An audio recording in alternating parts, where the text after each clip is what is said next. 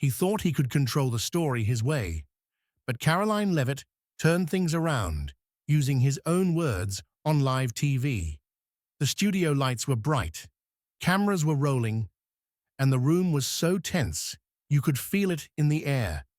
The audience was packed, millions were watching from home, and two people sat facing each other, waiting to see who would speak first. Karoline Leavitt sat calmly, her face showing nothing, while David Langford, a well-known liberal TV reporter, fixed his tie and cleared his throat. He leaned forward slightly, speaking with fake confidence that showed he had a plan. Karoline, let's be honest, the American people need to hear the truth. Donald Trump keeps misleading this country. Just last week, he said the economy was the best ever under him. But look at the facts.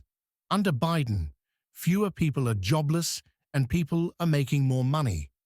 Isn't it time we stop pretending Trump's choices were anything but terrible?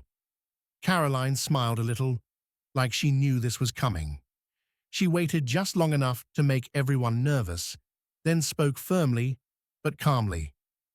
David, nice try, but let's stick to real facts instead of changing history. You're on national TV telling people things are better under Biden. Let's look at actual numbers instead of feelings. She turned slightly to face the camera, knowing this moment would be all over social media later. Under Trump, gas was about $2.77 per gallon. Under Biden, people are struggling to pay over $4 in many states. When Trump was president, prices went up less than 2% per year. Under Biden, it shot up to over 9% at its worst. David cut in sharply. That's not telling the whole story, Karoline. Prices are going up everywhere in the world. And let's not act like Trump didn't set up the problems Biden had to fix.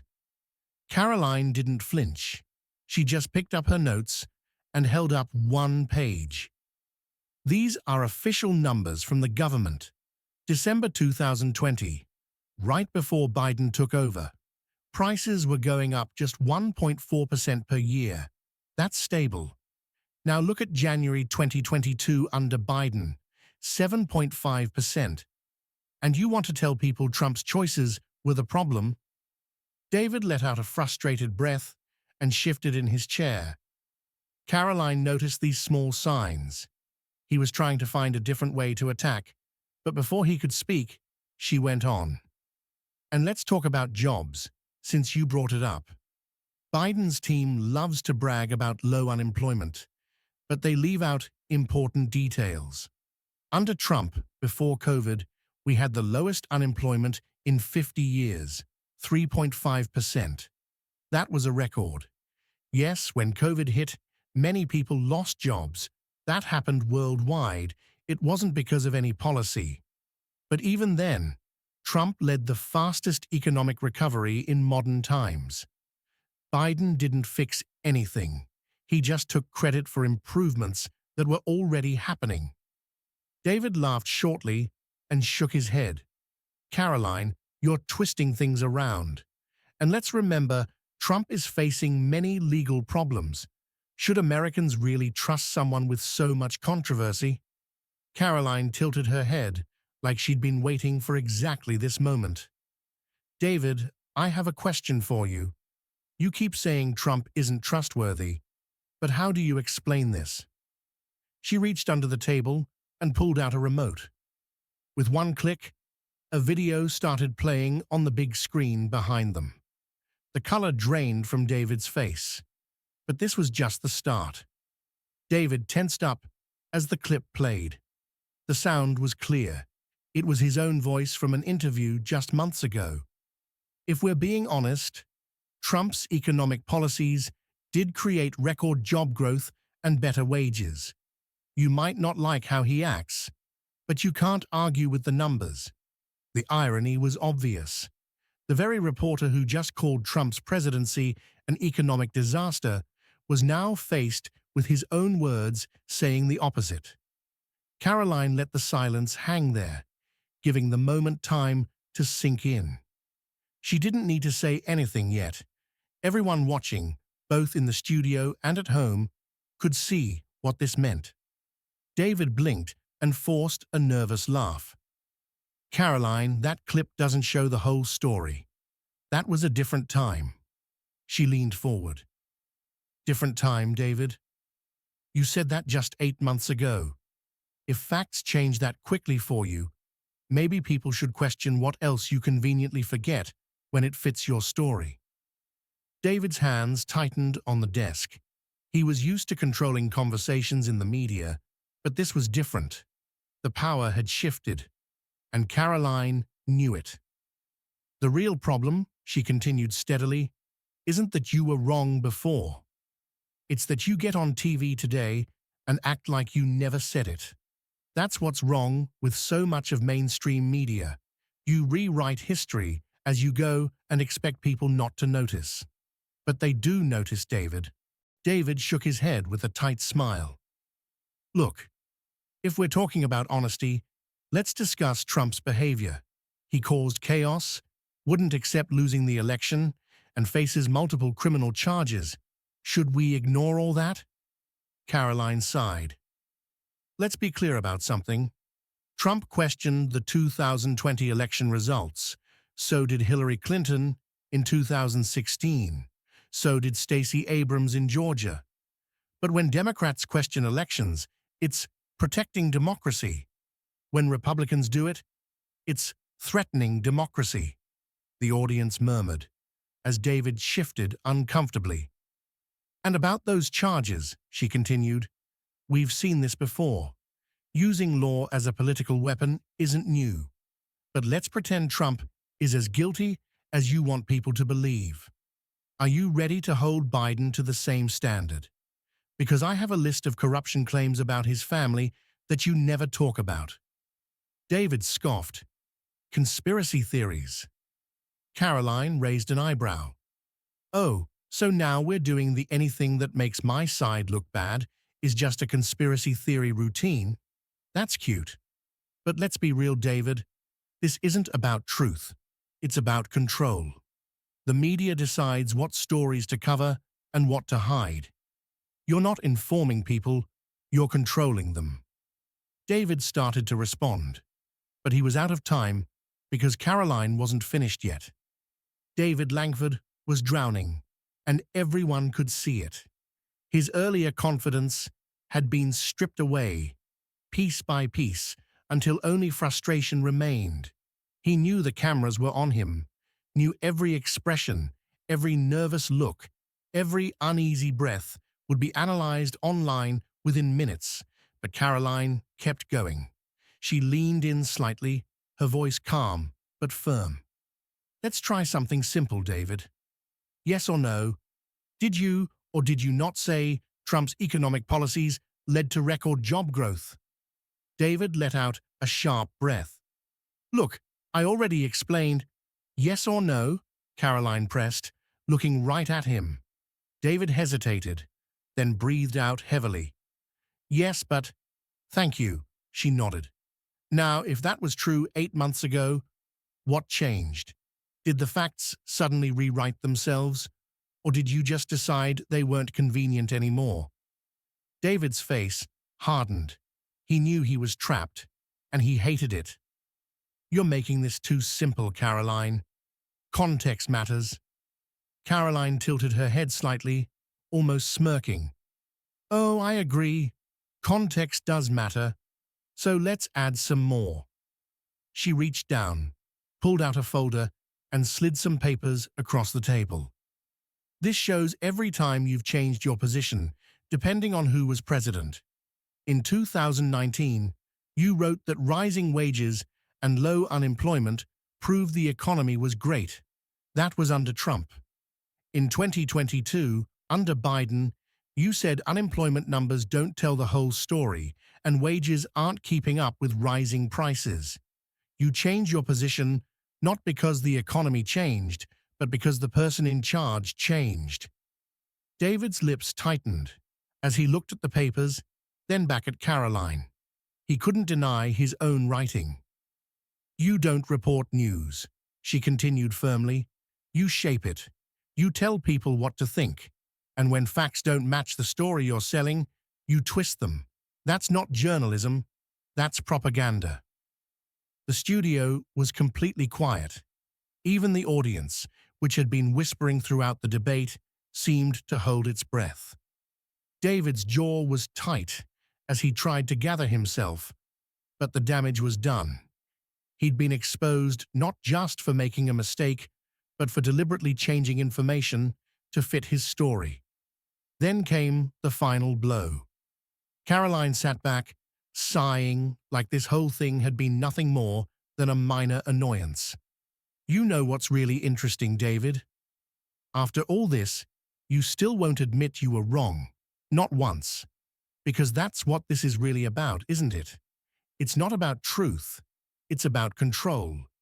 It's about making sure people believe what you want them to believe, no matter how many times you have to change the story to make that happen.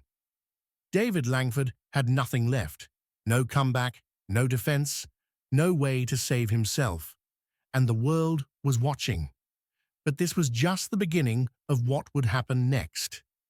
David sat frozen, his usual smooth talk gone in the wreck of the interview. The studio air was heavy, not with tension anymore, but with the weight of being exposed. He had nowhere to go. No practice response, no careful talking point could erase what had just happened. And Karoline knew it. She didn't brag. She didn't need to. The moment spoke for itself. The show host, who had been unusually quiet during all this, finally cleared his throat, trying desperately to take control back. Well, that was certainly a lively debate. He forced a laugh, but no one joined in. The damage had already spread far beyond the studio. Social media exploded immediately. David Langford exposed was trending within minutes. Clips of the exchange flooded Twitter, Instagram, and TikTok. The worst moment, when David realized he was trapped, was replayed thousands of times, turned into slow-motion videos with brutal comments. Watch this man's soul leave his body. This is why nobody trusts mainstream media anymore. Karoline Leavitt just handed David Langford his own words and watched him choke on them. Even major news outlets, which usually protect their own, couldn't ignore the disaster. Some tried to spin it, saying Karoline had ambushed David or that the video was missing context, but the full interview was everywhere. No amount of damage control could hide the truth this time. Then came the worst part for David. His own colleagues, journalists who used to defend him, started backing away. A famous political expert from another network posted, "This is why trust in the media is at an all-time low. We have to do better than this." Even a former producer from David's own show wrote a mysterious tweet. Some people care more about their stories than they do about the truth. It was only a matter of time before it caught up to them. The walls were closing in. David's silence afterward was telling. No statement trying to fix things, no social media post, no on-air explanation. Because what could he say? He had been caught, exposed by his own words. But Karoline wasn't finished yet. David sat stiffly in his chair, his usual authority completely gone. The silence between them wasn't just uncomfortable, it was damning. He could feel it. The audience could feel it. And worst of all, the millions watching at home could feel it. Karoline, still composed, let the moment sink in.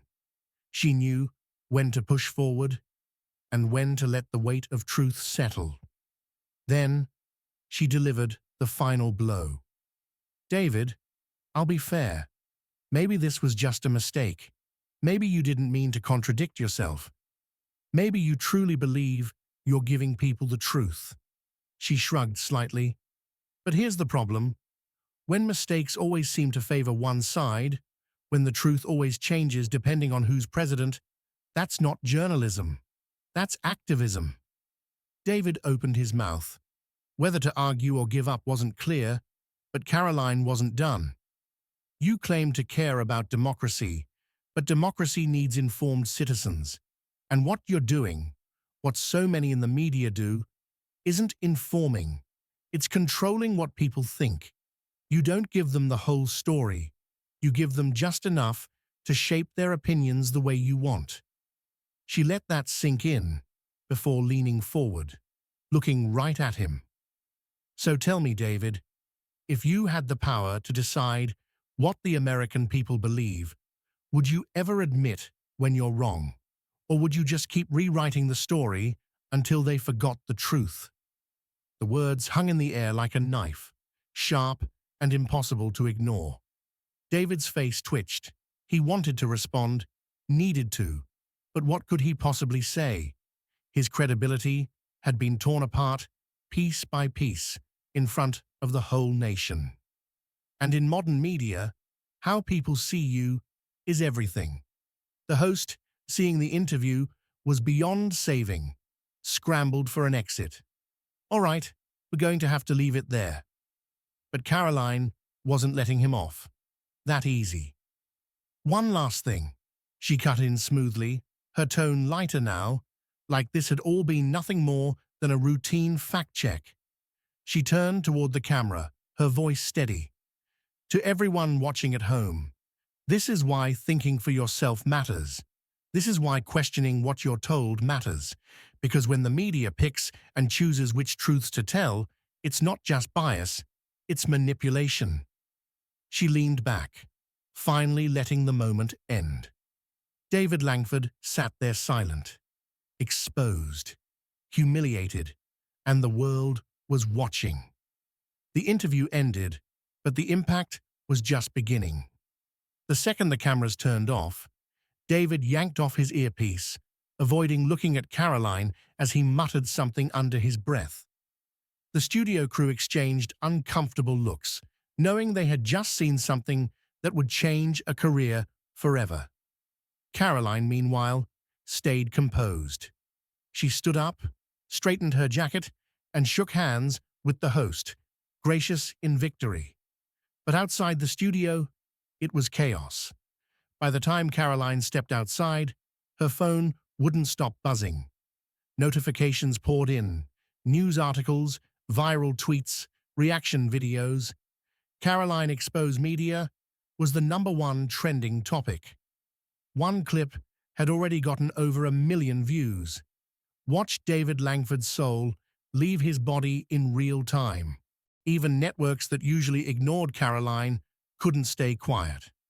Some tried to downplay it, calling it a heated exchange. Others took David's side, accusing Karoline of using unfair tactics. But the damage was done. The footage was everywhere. More telling, though, was who didn't say anything. David's own network was silent. No segment replaying the interview, no panel discussion defending him. And the most brutal sign, David didn't tweet. For a man who built his career on crafting stories, that silence said more than words. By the end of the week, whispers started in media circles. Is Langford done? Producers are thinking about not renewing his contract. He might take a break to let things cool down. No official statement came, no attempts to recover from the humiliation. Because really, how do you recover from something like that? Meanwhile, Karoline wasn't just trending, she was in demand. More networks wanted interviews. Podcast invites flooded in. Even those who didn't always agree with her couldn't ignore what she had done. And the lesson from it all? People were tired.